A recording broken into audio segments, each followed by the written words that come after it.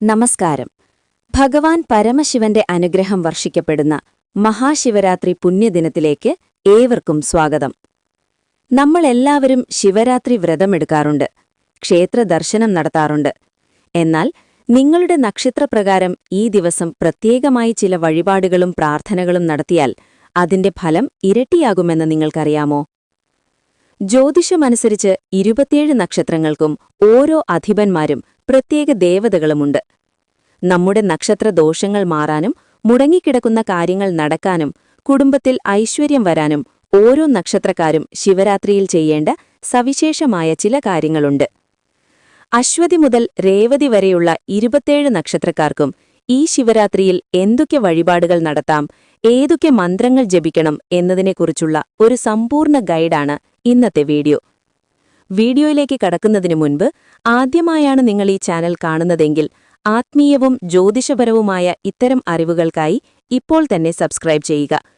അടുത്തുള്ള ബെല്ലൈക്കൺ കൂടി അമർത്തിയാൽ ഞങ്ങൾ അപ്ലോഡ് ചെയ്യുന്ന വീഡിയോകൾ കൃത്യമായി നിങ്ങളിലേക്കെത്തും. 27 നക്ഷത്രങ്ങളെ 9 ഗ്രൂപ്പുകളായി തിരിച്ച് അവർ ചെയ്യേണ്ട പ്രധാന കാര്യങ്ങൾ താഴെ നൽകുന്നു. 1. അശ്വതി, മകം, മൂലം. ഈ നക്ഷത്രങ്ങളുടെ അധിപൻ കേതുവാണ്. ചെയ്യേണ്ടത് ശിവക്ഷേത്രത്തിൽ ജലധാര വഴിപാടായി നടത്തുക. കൂവളത്തിലകൊണ്ട് അർച്ചന നടത്തുന്നത് മാനസികമായ തടസ്സങ്ങൾ മാറാൻ സഹായിക്കും.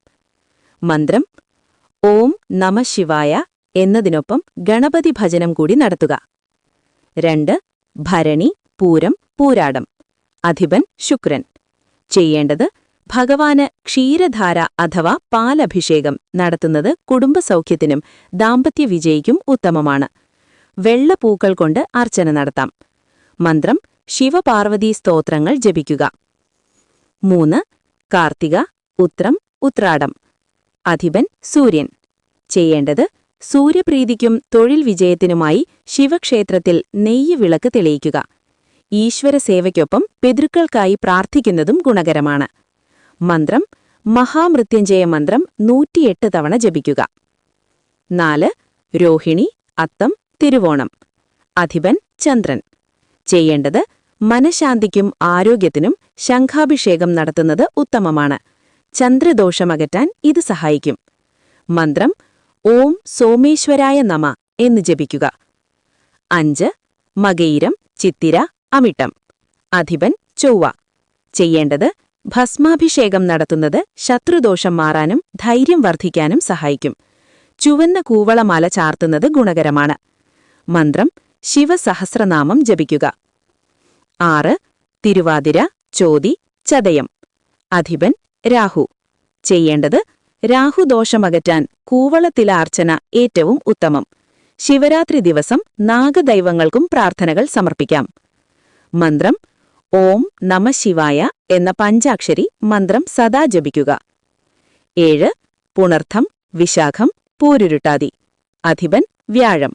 ചെയ്യേണ്ടത് വിദ്യാലാഭത്തിനും സമ്പൽ സമൃദ്ധിക്കും ക്ഷേത്രത്തിൽ സ്വർണപുഷ്പം അഥവാ മഞ്ഞപ്പൂക്കൾ കൊണ്ടുള്ള അർച്ചനയോ നെയ്യുവിളക്കോ സമർപ്പിക്കുക. മന്ത്രം ദക്ഷിണാമൂർത്തി സ്തോത്രം ജപിക്കുന്നത് അറിവ് വർദ്ധിക്കാൻ സഹായിക്കും. 6. പൂയം, അനിഴം, ഉത്രട്ടാതി. അധിപൻ ശനി. ചെയ്യേണ്ടത് ശനിദോഷത്തിന്റെ കാഠിന്യം കുറയ്ക്കാൻ ശിവക്ഷേത്രത്തിൽ എള്ളുതിരി കത്തിക്കുക. ഭഗവാന് ശർക്കര പായസമോ ത്രിമധുരമോ വഴിപാടായി നൽകുക. മന്ത്രം ശിവപൊത്തിയോ അല്ലെങ്കിൽ മൃത്യുഞ്ജയ മന്ത്രം ജപിക്കുക. 9. ആയില്യം, തൃക്കേട്ട, രേവതി. അധിപൻ ബുധൻ. ചെയ്യേണ്ടത് ബുദ്ധിശക്തിക്കും പഠനമികവിനും പഞ്ചാമൃത അഭിഷേകം നടത്തുന്നത് ഉത്തമമാണ്. കൂവളത്തിലമാലയും സമർപ്പിക്കാം. മന്ത്രം ശിവ അഷ്ടകം ജപിക്കുന്നത് ഗുണകരമാണ്. എല്ലാ നക്ഷത്രക്കാരും പൊതുവായി ശ്രദ്ധിക്കേണ്ടവ: ബ്രാഹ്മമുഹൂർത്തത്തിൽ കുളിച്ച് ഭസ്മക്കുറി ധരിച്ച് ക്ഷേത്രദർശനം നടത്തുക. ഉപവാസം പൂർണ്ണമായി സാധിച്ചില്ലെങ്കിലും അരി ആഹാരം ഒഴിവാക്കി വ്രതം പാലിക്കുക. ജാഗരണം രാത്രി ഉറക്കമിളച്ച് ശിവനാമങ്ങൾ ജപിക്കുക. ദാനം അന്നദാനത്തിലോ മറ്റോ പങ്കുചേരുന്നത് അതീവ പുണ്യമാണ്. ഈ വീഡിയോയിൽ പങ്കുവച്ച കാര്യങ്ങൾ നിങ്ങൾക്ക് ഉപകാരപ്രദമായി എന്ന് കരുതുന്നു.